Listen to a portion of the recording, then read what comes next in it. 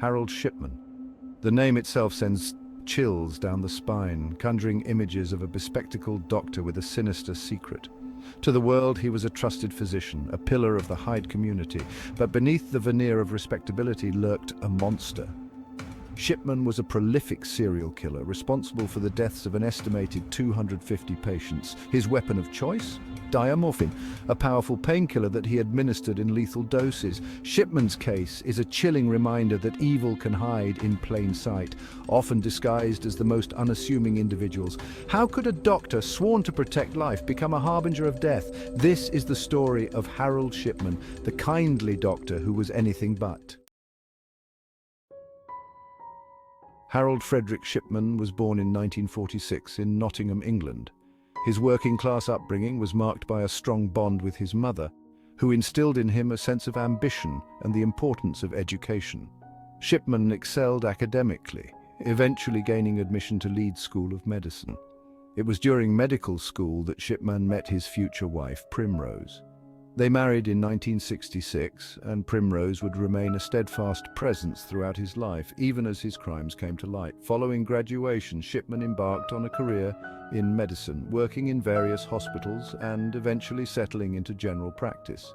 He quickly gained a reputation as a dedicated and caring doctor, well respected by his colleagues and beloved by his patients. However, beneath the surface of this seemingly ordinary physician, a darkness was brewing. Shipman possessed a unique ability to inspire trust in his patients. He was known for his bedside manner, his willingness to listen, and his genuine concern for their well-being. He often made house calls, cementing his image as a dedicated physician who went above and beyond for those under his care. This trust, however, was meticulously cultivated, a tool in his deadly arsenal. Shipman targeted the vulnerable, particularly elderly women living alone. He preyed on their loneliness, their fear of illness, and their implicit trust in their doctor. He presented himself as a source of comfort and reassurance, a beacon of hope in their twilight years. Little did they know, their trusted physician was the very source of their impending doom. Shipman's method of killing was as simple as it was chillingly effective. He would visit his victims in their homes, often on the pretext of a routine checkup. Once alone with them, he would inject them with a lethal dose of diamorphine, a powerful painkiller. Death, when it came, appeared peaceful, almost natural. Shipman was meticulous in covering his tracks. He would often alter medical records to make it seem as if his victims were in poor health, justifying the diamorphine injections. He would also forge their wills, naming himself as a beneficiary, adding financial gain to his motivations. This calculated and cold-blooded approach allowed him to operate undetected for years, his murderous secret hidden in plain sight. Section 5. Whispers in the wind, early concerns and missed opportunities. Despite his meticulous planning, Shipman's actions did not go entirely unnoticed. There were whispers, suspicions raised by concerned colleagues and funeral home directors who observed an unusually high mortality rate among Shipman's patients. However, these concerns were often dismissed or brushed aside. Shipman, after all, was a respected doctor, a pillar of the community. Surely there had to be a logical explanation for the deaths. This reluctance to believe that a doctor could be capable of such heinous acts allowed Shipman to continue his killing spree, claiming more innocent lives with each passing year. Section 6. Dr. Linda Reynolds, the GP who dared to question Shipman. The turning point in the case came in 1998 when Dr. Linda Reynolds, a fellow GP, noticed a disturbing pattern among Shipman's deceased patients.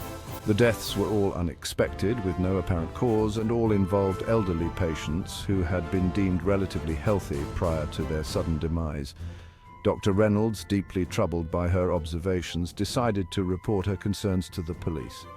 Her decision, rooted in her unwavering commitment to the Hippocratic Oath and her sense of duty towards her patients, would prove to be instrumental in finally bringing Shipman to justice. Her courage in speaking out against a respected colleague, despite the potential repercussions, marked the beginning of the end for Harold Shipman. Section 7. Unraveling the truth, the investigation and exhumation of Kathleen Grundy. The police launched an investigation into Shipman, but initial inquiries proved frustratingly inconclusive. However, the case took a dramatic turn with the death of Kathleen Grundy, a wealthy widow and former mayoress of Hyde. Grundy's death, like the others, seemed natural. However, her daughter, Angela Woodruff, a solicitor, became suspicious when she discovered that her mother's will had been recently altered, leaving most of her estate to Shipman. This discovery raised red flags and prompted the police to exhume Grundy's body. The subsequent autopsy revealed the presence of lethal levels of diamorphine, confirming Woodruff's suspicions and providing the crucial evidence needed to arrest Shipman.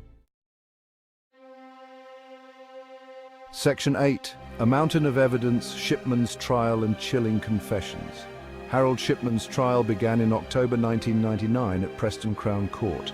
The prosecution presented a compelling case, detailing Shipman's modus operandi, the suspicious circumstances surrounding the deaths of his patients, and the damning evidence found at his home and surgery. Despite the overwhelming evidence against him, Shipman maintained his innocence throughout the trial. He claimed that the high mortality rate among his patients was simply a coincidence and that the diamorphine found in their systems was due to other medical conditions. However, the jury was unconvinced by his defense. On January 31, 2000, Shipman was found guilty of 15 counts of murder and 1 count of forgery. He was sentenced to 15 concurrent life sentences without the possibility of parole. Section 9. The Shipman Inquiry, uncovering the true extent of his crimes and systemic failures. Following Shipman's conviction, a public inquiry was launched to investigate the full extent of his crimes and identify any systemic failures that allowed him to operate undetected for so long. The inquiry, chaired by Dame Janet Smith, was one of the longest and most complex in British legal history. The inquiry concluded that Shipman had likely murdered at least 215 patients and possibly as many as 260 over a 23-year period. The report also highlighted a number of systemic failures within the medical profession, including inadequate systems for monitoring controlled drugs and a culture of deference towards doctors that prevented concerns from being raised. The inquiry's findings led to a number of recommendations for reform, aimed at preventing similar tragedies from occurring in the future.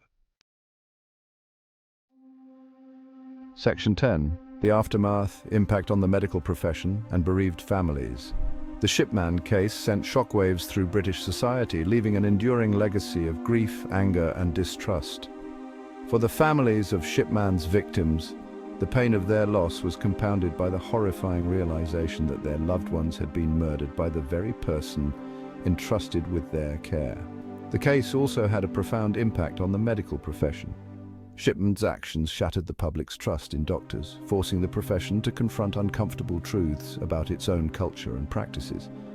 The case led to significant changes in the way controlled drugs are prescribed and monitored, and it prompted a renewed emphasis on patient safety and the importance of whistleblowing. Section 11. A legacy of grief and distrust, remembering the victims and lessons learned. Harold Shipman's crimes were a betrayal of trust on an unimaginable scale. His actions left an indelible mark on the lives of countless individuals, families, and communities.